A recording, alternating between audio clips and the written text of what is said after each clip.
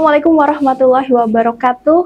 Kita kembali lagi di Ngonten Aja. Hari ini Ngonten Aja kita akan membahas terkait dengan keberhasilan 2 periode Presiden Joko Widodo atau selama 10 tahun kepemimpinan beliau dalam membangun negeri dan dampaknya bagi Kalimantan Selatan, terutama dari sisi infrastruktur yang menjadi prioritas.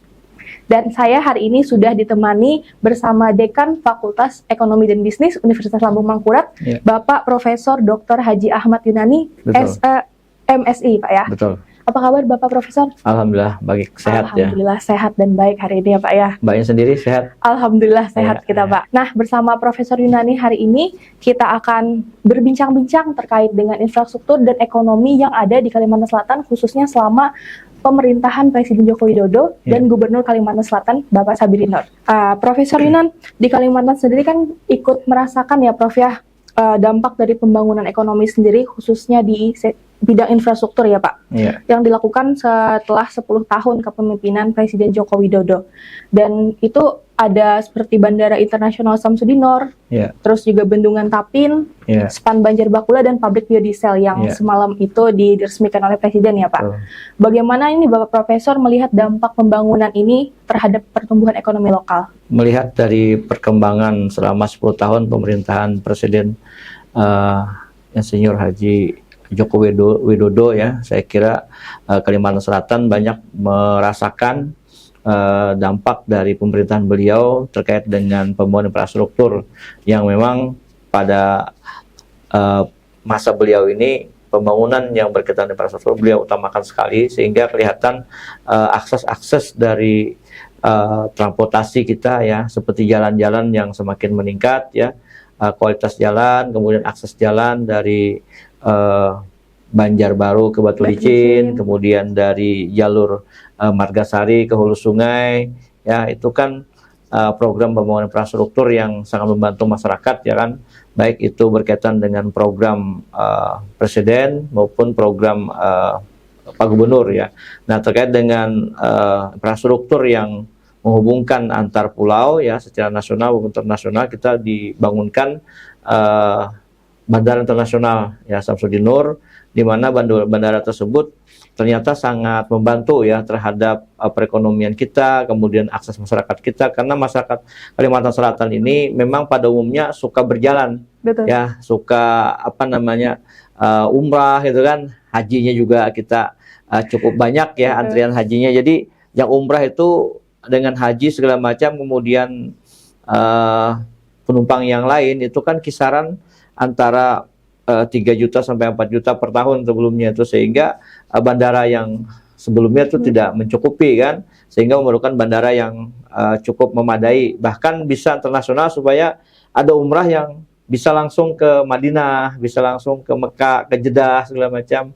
Nah, jadi bandara itu sangat membantu sekali ya kan. Nah, ini kelihatan memang infrastruktur itu disiapkan untuk jangka panjang ya. Walaupun kemudian ada Covid, sehingga fungsi bandara tersebut secara internasional mungkin belum optimal ya. Mudah-mudahan ke depan ekonomi makin bagus.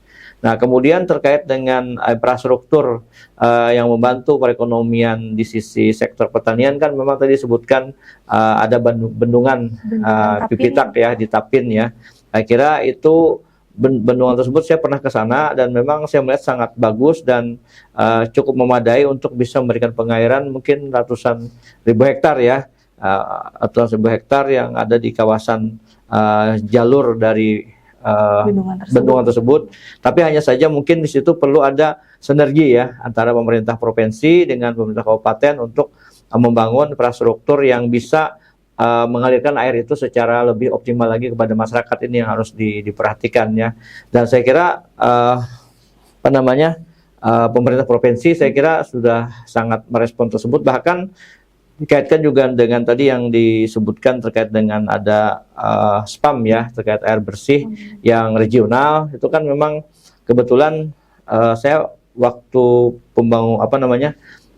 membuat program itu termasuk salah seorang yang menyusun studi kelayakannya terkait dengan tarif ya, saat itu bersama dengan PUPR, dan memang sangat dibutuhkan untuk lingkungan Banjar Bakula ya. Sehingga dengan demikian kebutuhan terhadap air bersih itu bisa terpenuhi dengan harga yang terjangkau dengan standar yang lebih baik gitu kan, karena kualitas air yang selama ini antar PDAM yang ada itu kan beragam ya, antara Banjarmasin dengan Banjar, kemudian dengan Batola itu kan, atau tanah laut, sehingga dengan ada SPAM itu bisa lebih terstandarisasi dari segi kualitas, kemudian dari segi harga itu bisa menjadi acuan ya bagi PDAM yang ada untuk bisa membuat acuan harga yang kira-kira bisa lebih berpihak kepada masyarakat gitu.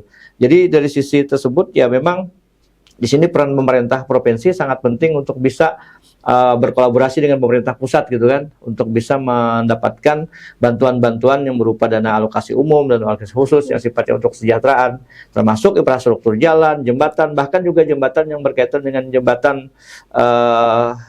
pulau laut ya. Sekarang ini sudah semakin ditingkatkan lagi komunikasi antara pemerintah provinsi dengan pemerintah pusat, sehingga masing-masing ada sharing sekian triliun untuk bisa mewujudkan pembangunan itu. Saya kira selama 10 tahun ini kelihatan. Dan bahkan yang disebutkan tadi terkait dengan masalah pabrik biodiesel ya yang ada di Tanah Bumbu ya, saya kira PT John Lynn ya yang menginisiasi itu, kemudian dengan pemerintah provinsi untuk bisa menangkap investor untuk bisa mempermudah dalam penanaman modal gitu kan, dalam perizinan segala macam, kemudian terbangunlah pabrik tersebut. Dan itu saya kira suatu kebanggaan ya bagi Kalimantan Selatan, karena industri atau pabrik yang berbasis industri dan berbasis juga sektor perkebunan yang menjadi salah satu basicnya Provinsi Kalimantan Selatan, itu penting sekali untuk bisa meningkatkan kesejahteraan para petani, para masyarakat yang terlibat di dalam kegiatan tersebut itu kan, karena hulunya kan itu perkebunan kan. Nah, hilirnya nanti adalah punya nilai punya nilai produksi dengan barang turunan daripada kelapa sawit yang cukup banyak. Saya kira dimulai harus dari sana gitu. Walaupun sekarang mungkin turunannya masih berupa minyak goreng dan masih belum terlalu banyak ya. Padahal kelapa sawit itu turunannya lebih dari 35 varian yang bisa secara nilai ekonomis dan secara nilai tambah itu sangat bagus gitu. Betul, apalagi itu juga termasuk salah satu kategori yang bisa dieksporkan dari Kalimantan Selatan sendiri ya Prof ya. Salah satunya kan itu mulai dari kelapa sawit, batu bara dan lainnya. Nah, itu Prof, seberapa efektif sih pembangunan infrastruktur yang telah dilakukan dalam menarik investor ini, baik investor lokal maupun investor nasional atau asing? Yang pertama dulu mungkin sebetulnya dengan perbaikan infrastruktur ini, karena Kalimantan Selatan ini kan basicnya para pedagang, para pengusaha juga cukup potensial, sehingga dengan infrastruktur yang baik itu suasana atau suasana dari investasi ya itu menjadi bagus itu kan bagi perkembangan perekonomian daerah itu. Para pengusaha-pengusaha kita dengan didukung infrastruktur dia lebih mudah di dalam melakukan bisnis gitu kan. Nah apalagi kemudian dikaitkan dengan pengusaha-pengusaha yang investor yang datang dari luar kan. Betul. Nah, pengusaha-pengusaha yang dari Jawa, dari Jakarta, bahkan dari secara internasional, mereka kalau melihat infrastruktur kita makin bagus, biasanya mereka lebih tertarik untuk berinvestasi itu. Tinggal bagaimana penyambutan dan bagaimana dari para pengusaha kita mau berkolaborasi, kemudian pemerintah daerah memberikan fasilitas terhadap pelayanan para investasi para investor yang mau masuk gitu kan, sehingga dengan demikian maka perekonomian kita menjadi lebih berkembang gitu. Karena selama ini ya kalau infrastrukturnya tidak bagus, listriknya tidak bagus gitu kan. Nah, listrik sendiri kita sekarang ini dalam beberapa tahun ini rasanya sudah tidak ada biarfet lagi ya. Betul. Artinya listrik kita kapasitas kita sudah mencukupi, bahkan kita menurut PLN itu informasinya kita ada idle capacity yang bisa kita ekspor lah listrik kita untuk keluar daerah gitu kan, saya kira itu. Ya, berarti dari hal tersebut juga turut berdampak ya bagi pembangunan infrastruktur di Kalsel sendiri, khususnya terutama dari sisi investor atau investasinya sendiri ya Prof ya. Nah, itu apakah ada indikator ekonomi Prof yang secara langsung dapat menunjukkan keberhasilan investasi sendiri di pemerintah dalam membangun infrastruktur? Paling tidak kalau kita melihat dari sisi dampak terhadap masyarakat itu kan secara ekonomi makro, kita tingkat kemiskinan di Kalimantan Selatan ini kan cukup rendah ya, tidak terlalu tinggi ya, kisaran 3-4% saja. Demikian juga pengangguran kan. Nah, biasanya investasi itu ya dia bisa menyerap tenaga kerja. lebih banyak menciptakan lapangan kerja, menyiapkan kerja, sehingga pengangguran itu kita hanya kisaran 4% sampai 5% saja. Jadi ini termasuk yang rendah ya dibandingkan Indonesia gitu kan. Kemudian kemiskinan juga kita kemiskinan terendah setelah Jakarta mungkin ya, Jakarta atau Bali gitu. Jadi kita 3 besar termasuk. Jadi kondisi makro ini menunjukkan secara kesejahteraan masyarakat itu bagus gitu kan. Nah, terkait dengan kualitas berapa tingkat pendapatan per kapita kita, nah ini mungkin harus kita tingkatkan lagi ya untuk supaya pendapatan per kapita kita di atas middle income ya, artinya di atas 4.500 US dollar gitu kan, supaya kita bisa lebih meningkat lagi, karena potensi itu ada gitu kan, potensi itu ada dan bisa kita ciptakan. Nah, saya kira ini yang penting sekali dalam perekonomian juga. Selain memang bisa menciptakan lapangan kerja ya, infrastruktur yang baik segala macam tadi, menarik investor membuat lapangan pekerjaan sehingga tenaga kerja banyak terserap. Tapi juga yang penting itu adalah suasana investasi yang baik, perekonomian yang baik, itu masyarakat bisa membuka usaha. Membuka usaha sehingga dengan membuka usaha itu lapangan kerja tercipta dengan sendirinya. Betul. Nah, jadi tingkat kesejahteraan, apalagi orang Kalimantan Selatan memiliki karakter dia itu suka berusaha ya. Berdagang, berusaha. Nah, ekonomi kreatif kita udah hidup sekarang nih. Dengan adanya forum ekonomi kreatif di Banjarmasin, gerakan ekonomi kreatif di Kalimantan Selatan yang didukung sekali oleh Pak Gubernur. Betul. Kan, dengan Ibu Gubernur, kemudian juga dengan Pak Jokowi dengan adanya Kementerian Ekonomi Kreatif dan Pariwisata yang mulanya dulu periode awal beliau hanya Badan Ekonomi Kreatif, Bekraf, sekarang menjadi menteri gitu kan. Jadi kan memiliki anggaran kebijakan yang lebih menyeluruh. Nah, ini kan menciptakan lapangan kerja. Nah, ini kan investasi di bidang pariwisata, kan hotel tumbuh segala macam karena perekonomian yang baik itu kan. Suasana investasi yang baik ini juga karena kondisi sosial politik kita kan stabil di sini. Betul. Ya, stabil artinya sosial kita kan, kita gesekan-gesekan sosial itu tidak terlalu kelihatan yang seperti daerah lain yang menonjol. Kita biasa saja, artinya masyarakat kita sudah cukup dewasa. Betul. Menyikapi gejolak nasional, lingkungan yang jelas, karena memang masyarakat kita sudah cukup sejahtera mereka. Jadi mereka ini tidak terlalu memikirkan hal-hal yang sifatnya tidak penting gitu kan. Jadi sifatnya sesuatu yang menimbulkan instabilitas sosial maupun politik itu dihindari oleh masyarakat. Dan masyarakat cukup dewasa untuk memilih. Betul. Jadi para pemilih-pemilih kita juga dengan tingkat partisipasi pemilih yang di atas 70%. Itu kan artinya menunjukkan masyarakat kita kesadaran politik bagus, kemudian kesadaran sosial bagus gitu kan. Nah, kesadaran berusaha juga bagus gitu. Bagus. Nah, gitu saya kira. Iya, memang sejauh ini kan tren ekonomi di Kalimantan Selatan itu menunjukkan tren positif terus ya, Prof ya, sejauh ini dari mulai setelah berakhirnya COVID-19 sampai dengan tahun ini ya, Prof ya. Juga angka kesenjangan sosial tadi juga gapnya tidak terlalu itu gitu. Gini rasio kita kan di bawah 30 ya. Betul. Nah, jadi di bawah 30. Ya, di 30, 31 di bawah 30. Jadi 29, 0,2, 0,3. Jadi itu kan menunjukkan pemerataan pendapatan, distribusinya kepada masyarakat cukup merata itu. Betul sekali. Nah, menurut Prof Yunani sendiri nih, itu sektor ekonomi apa saja nih yang paling diuntungkan dari pembangunan infrastruktur yang telah dilakukan? Semua sektor sebetulnya, semua sektor kalau infrastruktur itu dibangun, semua sektor akan terdorong lebih baik. Terutama yang menyangkut pariwisata, orang kan sekarang misalnya infrastruktur kita mudah ke mana? Ke Kota Baru ya. Dengan 2,5 jam lewat Banjarbaru ke Tanah Bumbu, kemudian menyeberang 1 jam naik feri, kemudian kita bisa keliling Kota Baru tuh banyak spot pariwisata yang bagus. Ke Mamake, ke Bapake, ke Siring, kemudian ke Teluk Temiang, kemudian Meranti gitu kan. Nah, kemudian kita misalnya infrastruktur kita juga tembus ke arah EKN ya. Nah, jalan ke EKN kan sudah makin bagus juga, apalagi makin diperbaiki. Nah, jadi itu ada beberapa jalur ke EKN itu, ada yang lewat Balangan, ada lewat Tabalong, ada lewat Kandangan, ada lewat jalur biasa gitu kan. Nah, kemudian itu bisa sekarang ini distribusi barang kita untuk menjadi pintu gerbang EKN ya, Kalimantan sebagai pintu gerbang EKN. ya untuk logistiknya Kalimantan Betul. itu menjadi sangat terbantu. Karena logistik kita punya, kalau infrastruktur itu tidak lancar, nah saya kira ini tidak akan berdampak banyak gitu.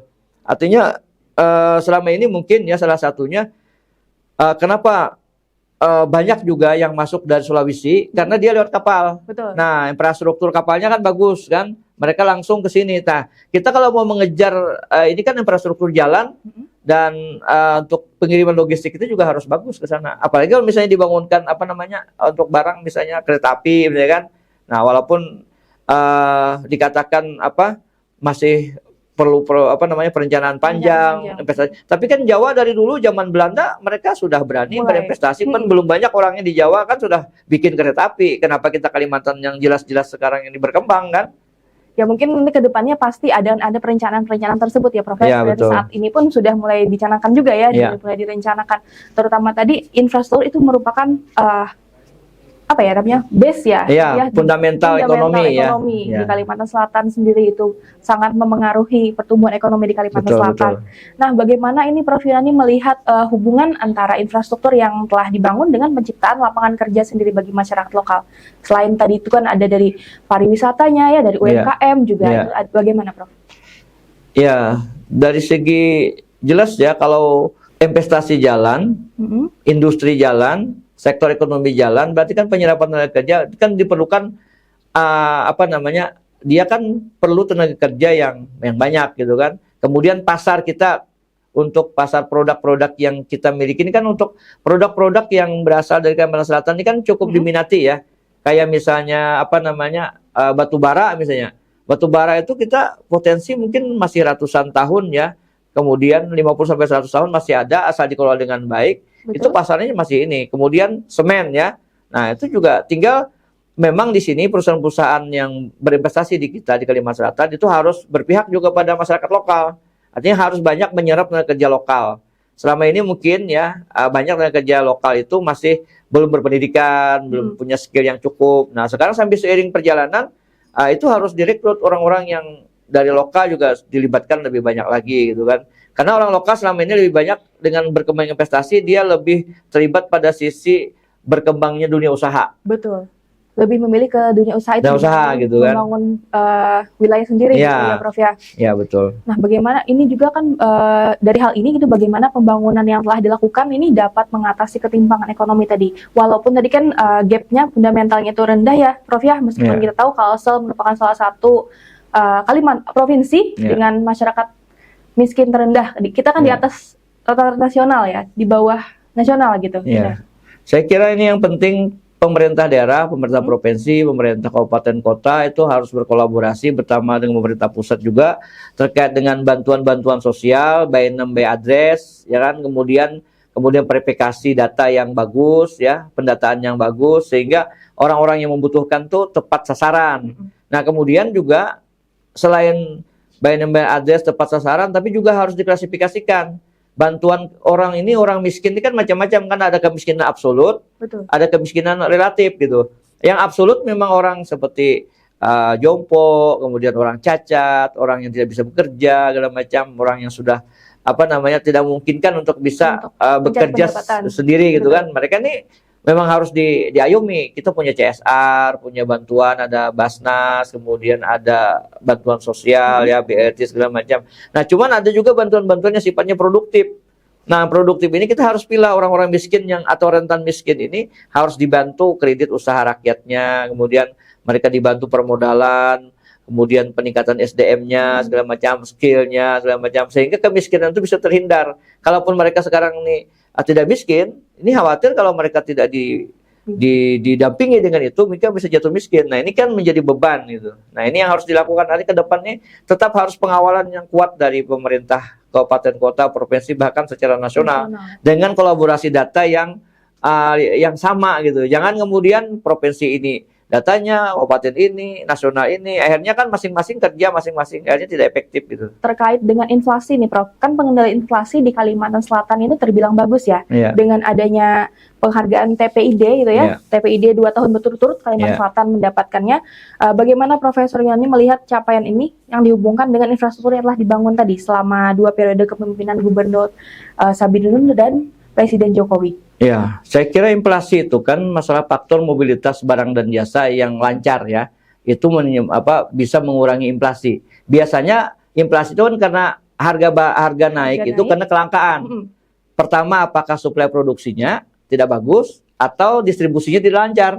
Nah, kalau distribusinya lancar, biasanya dengan infrastruktur ini kan memperlancar distribusi. Betul. Jadi tidak ada lagi wilayah Kalimantan Selatan ini yang tidak terjangkau dengan akses jalan, transportasi yang mengantarkan barang-barang kebutuhan masyarakat gitu. Sehingga ini menghindari daripada inflasi gitu. Nah, dengan pengawalan-pengawalan ini kemudian pemerintah provinsi mengawalnya dengan program-program yang memastikan dengan pasar murah dan segala macam, dengan adanya logistik yang dipantau dan urusan logistik, kemudian dengan masing-masing kabupaten kota itu ketersediaan pangannya selalu dipantau bersama-sama dengan rapat bersama Bank Indonesia, Biro Perekonomian, kemudian Bulog, kemudian juga dengan statistik gitu kan, sehingga data-data yang ada itu menjadi connect gitu kan, sehingga titik-titik di mana yang menimbulkan barang itu tidak terdistribusi dengan baik, atau kalau misalnya langka, misalnya produksinya kita tidak memiliki, kita memiliki strategi misalnya yang dilakukan oleh pemerintah provinsi itu mencari kabupaten mitra gitu kan. Nah, misalnya seperti bawang misalnya, atau cabai itu kan misalnya, atau kentang misalkan yang berasal dari Jawa, wortel segala macam, itu ada mereka titik-titik yang pemerintah provinsi memfasilitasi itu gitu. Baik, berarti kan kita memerlukan sinergi tadi ya Prof yang baik untuk kelancaran ekonomi kita di Kalimantan Selatan itu sendiri. Terutama kan kita sebagai gerbang logistik IKN tadi ya Prof ya. Nah, menurut Prof Yunani sendiri ini, apakah pemerintah ini sudah tepat nih dalam mengalokasikan anggaran sendiri untuk pembangunan infrastruktur dan dari perspektif ekonomi makronya? Ya, dalam teori pembangunan, dalam teori perencanaan ya kan, namanya pengembangan wilayah itu kan perlu pembangunan infrastruktur. Kan pembangunan kan ada dua ya, ada pembangunan secara sektoral, pembangunan secara spasial. Nah, kalau sektoral maka yang memproduksi itu harus dibangun. Sektor ekonomi itu kan biasanya pertanian, pertambangan, perkebunan, kemudian perdagangan, jasa, itu harus dibangun sektornya agar pertumbuhan ekonomi itu produksinya bagus gitu kan, sehingga di sini mendorong PDRB kita. Tapi pengembangan wilayah ya kan, pembangunan spasial itu pengembangan wilayah terluar ya yang aksesnya kurang bagus. Nah, akses sungai diperbaiki ya kan, pendangkalan sungai harus diperbaiki supaya tidak dangkal lagi. Kemudian misalnya jalan, berarti kualitas jalan ditingkatkan, panjang jalan diperbanyak. Kemudian jalan juga dilebari, sehingga yang yang lewat di sana dengan tonase dengan muatan yang lebih banyak, kemudian sehingga bisa membawa bahan kebutuhan masyarakat sampai dengan harga yang lebih murah gitu. Ya, tentunya di Kalimantan Selatan ini sejauh ini melakukan hal tersebut itu sudah baik ya Prof. Betul, karena kita sendiri di Kalimantan Selatan itu sekarang sudah tidak ada lagi desa maupun daerah terluar gitu, desa yang tertinggal dan sangat tertinggal sekarang sudah tidak. Dan itu bisa dilihat data PMD mungkin ya, saya tidak tahu persis datanya. Kan ada data, ada desa maju, desa mandiri, desa maju, kemudian berkembang gitu kan, tertinggal. Itu tertinggalnya mungkin sudah persentasinya udah kecil gitu. Tidak ada. Nah, artinya biasanya daerah itu termasuk daerah tertinggal segala macam, biasanya indikatornya adalah infrastruktur. Betul. Ya, itu. Jadi kalau misalnya itu udah ada pergerakan dan progresnya lebih baik, berarti kan pembangunan berhasil. Kalau bicara data ya, bicara data. Kalau bicara opini ya orang mengatakan oh masih belum, itu masalah kepuasan ya. Betul, subjektivitas. Kalau bicara data kan data infrastruktur menunjukkan jalan makin bagus, kualitas segala macam makin bagus, kualitas jalan, jembatan juga semakin terhubung gitu kan. Nah, kapal-kapal ini antar seperti Kota Baru dengan kita dengan pulau dengan ini kepulauan itu, kapal-kapal yang bisa mengirim logistik ke pulau-pulau juga terpenuhi gitu. ya. Baik. Terutama kan saat ini terkait infrastruktur sendiri nih Prof, yang saat ini sedang sangat lagi in sekali itu di Kalimantan Selatan kan jalan bebas hambatan ya Prof, jalan bebas hambatan yang seperti Prof singgung tadi, Banjarbaru Batu Licin. Itu kan apa namanya, gimana nih tanggapannya Profesor sendiri terkait dengan hal itu Prof? Saya kira masyarakat sangat antusias dengan adanya pembangunan itu ya. Buktinya dengan pembukaan kemarin itu banyak yang ikut, kemudian orang penasaran juga mau ke sana ya. Tapi mungkin situ mungkin ada beberapa titik mungkin yang perlu harus dibenahi kan, terkait dengan jembatan, dengan kontur yang katanya sangat curam gitu kan, perlu. Tapi seiring jalan nanti seiringnya pembangunan itu biasanya dia tambah landai gitu. Betul. Ya, kita yang mobil-mobil yang mungkin tidak memenuhi syarat, yang mungkin yang apa namanya sisinya kecil ya masih takut lah di sana kan. Tapi itu menunjukkan minimal itu sudah jalannya udah mulus segala macam, tembus segala macam. Yang penting Kak, situ yang jaga keamanan. Betul. Ya, karena itu kan daerah yang agak sunyi ya. Nah, ini masyarakat kita penting aman. Aman dari segi jalannya, aman dari segi terhadap lingkungan jalan itu. Terutama nanti jalan itu sendiri juga membuka lapangan kerja baru. Betul, itu nanti pinggir jalannya kan nilai harga tanah meningkat. Kemudian orang mau berkebun di situ. Ada sudah teman-teman yang mau berkebun di sana, yang punya warung-warung. Saya lihat, saya belum sampai ke sana sih, secara ini sekitar masih daerah Bukit Batu ya. Betul. Ke sana sedikit saya lihat, ya udah ada warung-warung, ada ini segala macam ya. Tapi gambarannya mungkin seperti itu sampai ke sana kan.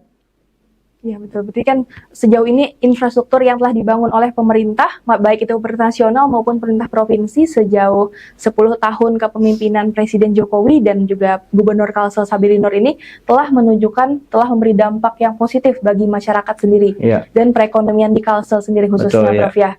Terakhir nih Profesor Yunanin, apa harapan Profesor terhadap kepemimpinan selanjutnya, baik itu dari Presiden yang terpilih nanti maupun juga Gubernur di Kalimantan Selatan? Yang jelas kita kan, kalau kita ini kan orang yang fokus pada pembangunan ya. Saya kira yang penting pembangunan harus berlanjut gitu kan. Keberlanjutan pembangunan yang baik dengan proses yang pada peningkatan kesejahteraan masyarakat, peningkatan infrastruktur, kualitas infrastruktur. Jadi kuantitasnya ditingkatkan, kualitas ditingkatkan, dampaknya secara ekonomi kesejahteraan juga akan meningkat, otomatis itu.